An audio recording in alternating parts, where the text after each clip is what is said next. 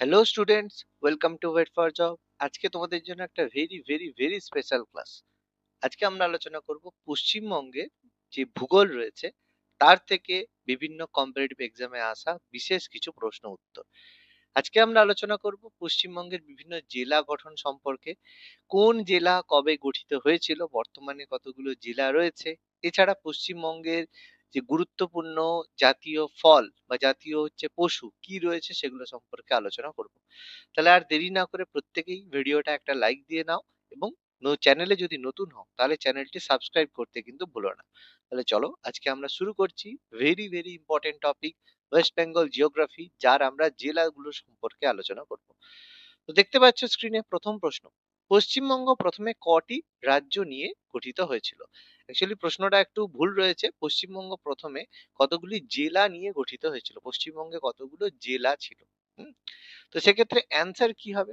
দেখো, পশ্চিমবঙ্গ যখন গঠিত হয়েছিল সেই সময় জেলা ছিল 14টি।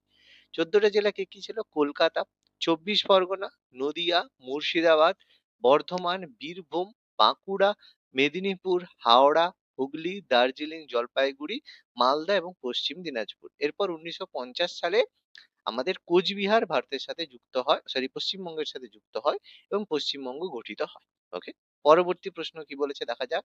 এটাই আমি বলছিলাম, কত সালে কোচবিহার পশ্চিমবঙ্গের সাথে যুক্ত হয়? 1947, 1950, 1954, 1955।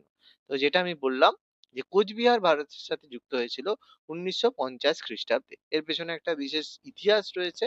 তোমরা যদি ইতিহাসটা জানতে চাও তাহলে কমেন্ট করো, আমরা সেই সংক্রান্ত তোমাদের জন্য ক্লাস নিয়ে আসবো, যেখানে পশ্চিমবঙ্গের যে জেলাগুলো কিভাবে যুক্ত হয়েছে তার একটা বিস্তারিত বিবরণ আমরা অবশ্যই দেব।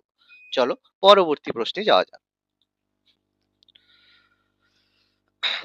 পরবর্তী প্রশ্নে যাওয়ার আগে, ফিট ফর জব থেকে তোমরা পাচ্ছ বিশেষ স্টাডি ম্যাটেরিয়াল, বিষয়ভিত্তিক এমসিকিউ, জিকে এবং ম্যাথমেটিক্স এর অধ্যায় ভিত্তিক সমাধান সহ সলিউশন। বিষয়ভিত্তিক এমসিকিউ জিকে বইতে তোমরা পাচ্ছ ইতিহাস, ভূগোল, বিজ্ঞান, রাষ্ট্রবিজ্ঞান, অর্থনীতি এবং সাধারণ জ্ঞানের এমসিকিউ উইথ এক্সট্রা ইনফরমেশন। আর ম্যাথমেটিক্স বইতে তোমরা পাচ্ছ প্রত্যেকটা চ্যাপ্টারের শর্টকাট পদ্ধতিতে সলিউশন এবং তার সাথে সাথে প্র্যাকটিস সেট। দুটো বই তোমরা মাত্র 250 টাকায় বাড়িতে বসে ফ্রি হোম ডেলিভারি পেয়ে যাবে। এর জন্য নিচে দেওয়া কন্ট্যাক্ট নাম্বার, হোয়াটসঅ্যাপ নাম্বার রয়েছে, সেখানে তোমরা যোগাযোগ করে আজকেই স্টাডি ম্যাটেরিয়াল গুলো পারচেস করে নাও। এগুলো upcoming WBP, KP group, CD, PSC, SSC, RRB, WBCS এবং ব্যাংকিং এক্সামের জন্য ভীষণ গুরুত্বপূর্ণ। তাহলে আজকেই আমাদের সাথে যোগাযোগ করো এবং এই স্টাডি ম্যাটেরিয়াল গুলো পারচেস করে নিজেদের প্রস্তুতিকে চূড়ান্ত করে নাও। চলো পরবর্তী প্রশ্নে যাওয়া যাক। ফরাসি অধিকৃত চন্দননগর পশ্চিমবঙ্গের সাথে কবে যুক্ত হয়েছিল? দেখো, আমরা প্রত্যেকেই জানি যে চন্দননগর ফরাসিদের উপনিবেশ ছিল, সেটা কিন্তু 1947 সালে পশ্চিমবঙ্গের সাথে যুক্ত হয়নি। অর্থাৎ 1947 সালে কিন্তু আমরা ব্রিটিশদের কাছ থেকে স্বাধীনতা পেয়েছি, ফরাসিরা কিন্তু তারপরেও ভারতে থাকতো। এরপরে যেমন পন্ডিচেরি, এটাও ফরাসি অধিকৃত ছিল, এবং পর্তুগিজরা এরা কিন্তু 1961 সাল পর্যন্ত ভারতের সাথে ছিল, যার মধ্যে গোয়া আমাদের ছিল। তো এই চন্দননগর পশ্চিমবঙ্গের সাথে কবে যুক্ত হয়েছে? চন্দননগর পশ্চিমবঙ্গের সাথে 1954, 1954 যুক্ত হয়েছে। পরবর্তী প্রশ্ন, কত সালে পরগনা জেলাকে দুটি ভাগে ভাগ করা হয়? মানে কবে 24 পরগনা জেলাকে উত্তর এবং দক্ষিণ 24 পরগনায় ভাগ করা হয়েছে? 1986, 1988, 1999, 2002। তো আমাদের 1986 সালে দক্ষিণ 24 পরগনা মানে পরগনা 24 পরগনাকে ভেঙে উত্তর এবং দক্ষিণ 24 পরগনায় ভাগ করা হয়েছে। পরবর্তী প্রশ্ন, কত সালে পূর্ব দিনাজপুর জেলাকে উত্তর এবং দক্ষিণ দিনাজপুর জেলা দুটি সৃষ্টি করা হয়? দেখো, এই দিনাজপুর জেলায় পূর্ব পশ্চিম ভাগ করা হয়েছিল, পূর্ব ভাগ বাংলাদেশে গিয়েছে, পশ্চিম দিনাজপুর ভারতের সঙ্গে যুক্ত হয়েছে পশ্চিমবঙ্গের মধ্যে। এরপর পশ্চিম দিনাজপুরকে আবার দুটো ভাগে, উত্তর এবং দক্ষিণ দিনাজপুরে ভাগ করা হয়েছে কত সালে? 1986, 1956, 1992 না 1995? তো অ্যান্সার হবে 1992, 1992 তে পশ্চিম দিনাজপুর জেলাকে উত্তর এবং দক্ষিণ দিনাজপুর জেলায় সৃষ্টি করা হয়েছে। পরবর্তী প্রশ্ন, কত সালে মেদিনীপুর জেলাকে ভেঙে পূর্ব এবং পশ্চিম মেদিনীপুর জেলার সৃষ্টি করা হয়েছে? দেখো, মেদিনীপুর আগে পূর্ব ও পশ্চিম মেদিনীপুর একসাথেই ছিল, প্রশাসনিক সুবিধার জন্য এটাকে ভাঙা হয়েছিল 2002 না 2001, 2005 না 2007। তো এটা অনেকেরই হয়তো স্মৃতিতে রয়েছে, 2002 সালে মেদিনীপুর জেলাকে ভেঙে পূর্ব এবং পশ্চিম মেদিনীপুর জেলায় সৃষ্টি করা হয়েছিল। কত সালে জলপাইগুড়ি জেলাকে ভেঙে আলিপুরদুয়ার জেলা তৈরি করা হয়? এটা খুবই রিসেন্ট সময় হয়েছে। আমরা জানি 2001 সালের 25শে জুন, না 2012 সালের 25শে জুন, না 2011 সালের 25শে জুন, না 2014 সালের 25শে জুন। তো দেখো, প্রত্যেকেই হয়তো মনে আছে যে 2014 সালে জলপাইগুড়ি জেলাকে ভেঙে আলিপুরদুয়ার করা হয়েছিল। কালিম্পং জেলা কবে আত্মপ্রকাশ করে? দেখো, জলপাইগুড়ি থেকে ভেঙে কালিম্পং একটা আলাদা ডিস্ট্রিক্ট করা হয়েছে। এটা কবে? 14ই ফেব্রুয়ারি 2017, না 14ই মার্চ 2017, না 14ই এপ্রিল 2017, না 14ই জানুয়ারি 2017? এক্ষেত্রে মনে রাখতে হবে এটা 14ই ফেব্রুয়ারি 2017 সালে কালিম্পং জেলা কিন্তু তৈরি করা হয়েছে। ঝাড়গ্রামকে জেলা হিসেবে আত্মপ্রকাশ করা হয়েছে কবে? পশ্চিম মেদিনীপুর থেকে ভেঙে ঝাড়গ্রাম তৈরি করা হয়েছে।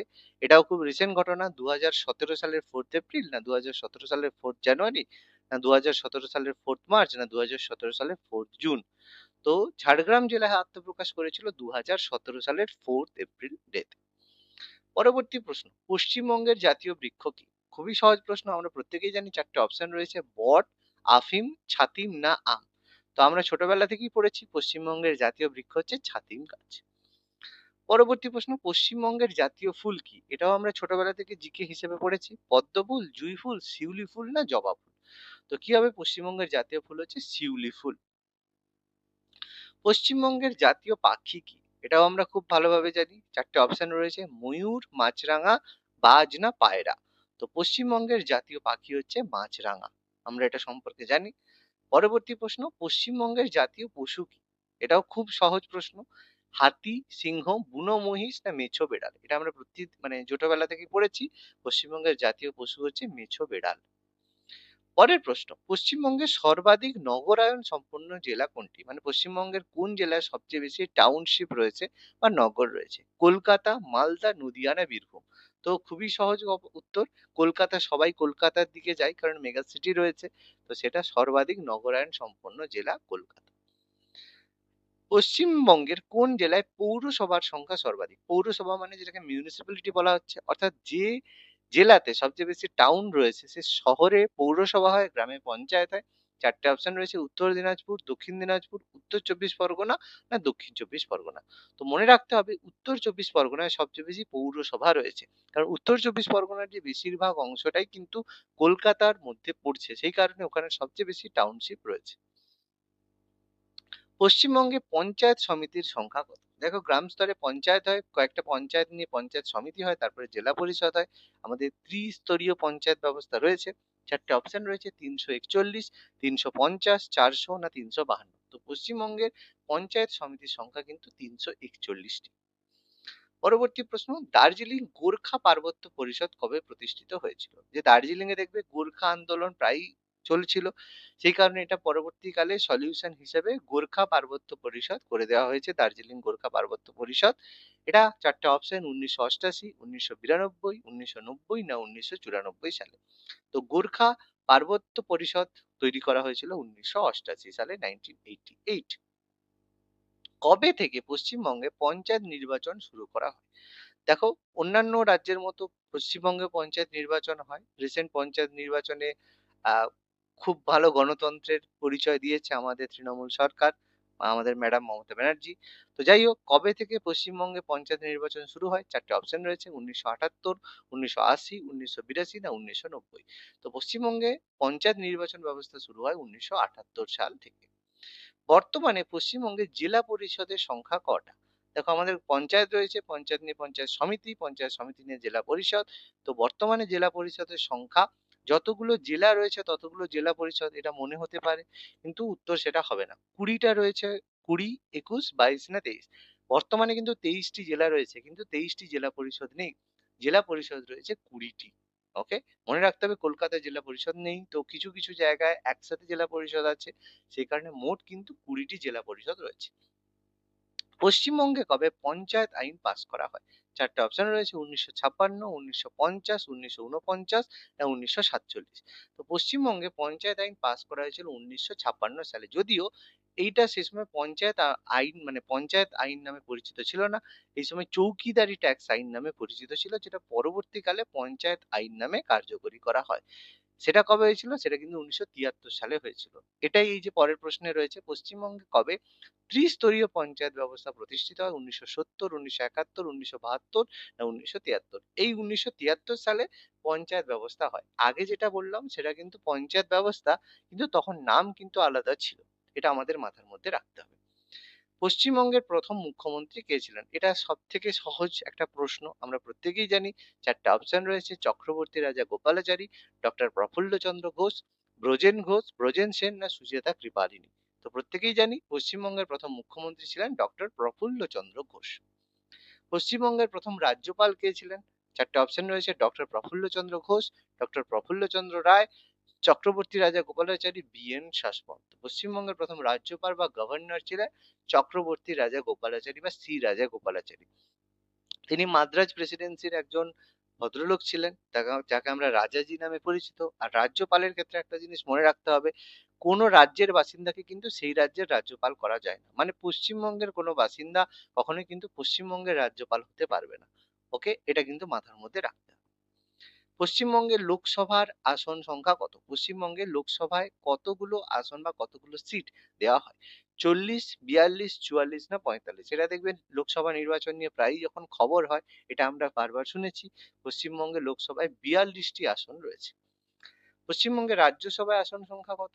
16টি, 20টি, 15টি না 19টি? মনে রাখবে পশ্চিমবঙ্গের রাজ্যসভার যে মেম্বার রয়েছে, 16 জন মেম্বার রয়েছে রাজ্যসভার সদস্য হিসেবে। পশ্চিমবঙ্গে বিধানসভার আসন কত? যে নির্বাচনে আমাদের মুখ্যমন্ত্রী নির্বাচিত হয়ে থাকে, বিধানসভা নির্বাচন, রাজ্যের নির্বাচন, 294, 285, 288, 299। এটা বারবার খবরে আমরা বলে থাকি, পশ্চিমবঙ্গে বিধানসভার আসন সংখ্যা 294টি। কলকাতা হাইকোর্ট কবে গঠন হয়েছিল? দেখো 4 টে অপশন রয়েছে। 1861, 1945, 1947 না 1950? তো মনে রাখবে কলকাতা হাইকোর্ট গঠিত হয়েছিল 1861। কলকাতার সঙ্গে কলকাতা, বোম্বে আর মাদ্রাজ 3টে হাইকোর্ট একসাথেই গঠন হয়েছিল 1861, যেটা আমাদের ভারতের যে কাউন্সিল অ্যাক্ট বা পরিষদ আইনের আন্ডারে গঠন করা হয়েছিল 3টে হাইকোর্ট।